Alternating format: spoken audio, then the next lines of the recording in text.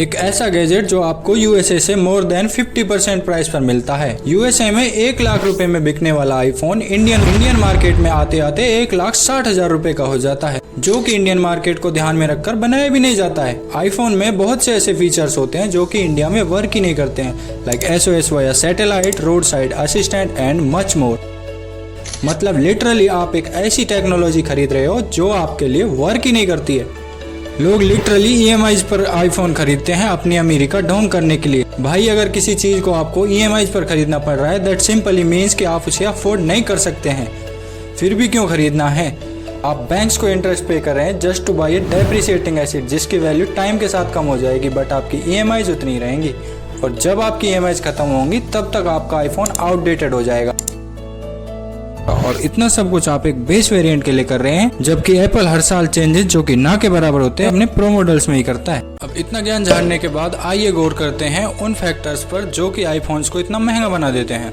Point number 1, जैसा कि आप सब जानते हैं कि एप्पल अपने प्रोडक्ट इंडिया के बाहर ही मैन्युफैक्चर करता है। हाँ, कुछ आईफोन्स इंडिया में भी बनने लगे हैं, बट द फैक्ट इज सिर्फ असेंबल इंडिया में होते हैं। पार्ट्स चाइना, वियतनाम जैसी कंट्रीज से आते हैं, और वो भी सिर्फ बेस मॉडल्स के। प्रो वेरिएंट्स आज भी इंडिया में इंपोर्ट ही किए जाते हैं। कोई भी बंदा आईफोन अपनी ज़रूरत से ज़्यादा अपनी life style and luxury define करने के लिए खरीदता है, और सरकार को ये बात अच्छे से पता है, इसीलिए इंपोर्ट ड्यूटीज के साथ साथ GST स्लैब हाईएस्ट लगाती है।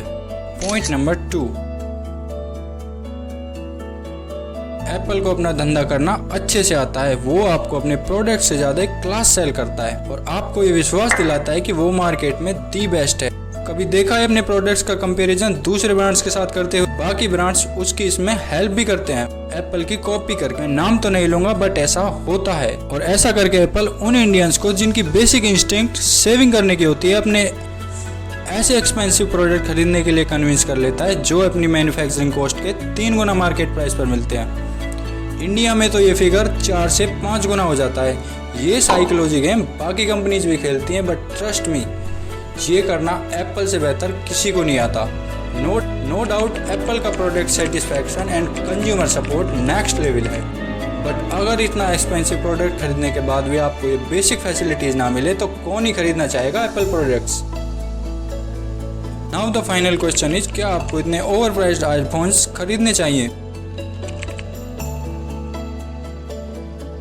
देखिए, इसका आंसर टोटली आपकी प्रायोरिटीज एंड नीड्स पर डिपेंड करता है। अगर आपको आईफोन अपने प्रोफेशनल यूज के लिए चाहिए तो नो डाउट आपके लिए वो ये वर्थ इट हो सकता है, बट अगर आप नॉर्मल यूजेस और सिर्फ फील लेने, तो मैं आपको बता दूं कि फील अकेला आईफोन नहीं देता, बल्कि पूरा एप्पल इकोसिस्टम देता है, और जो कि सिर्फ प्रोफेशनल्स ही अफोर्ड कर सकते हैं।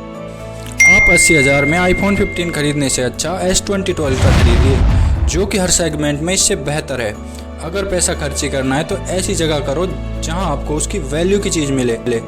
बट अगर फिर भी आपको इन बातों से घंटा फर्क नहीं पड़ता और आपको 1,60,000 रुपये का आईफोन सिर्फ इसलिए खरीदना है क्योंकि उसमें तुम वो गेम्स खेल सकते हो जो कि 40,000 के PS5 पर चलती है, तो अपना चेकअप करवाओ, कुछ तो समस्या है आपके साथ। बट अगर मन बना ही लिया है तो कौन ही रोक सकता है आपको, तुम्हारे बाप के अलावा। On this note, let's wrap up this video. Thank you for watching.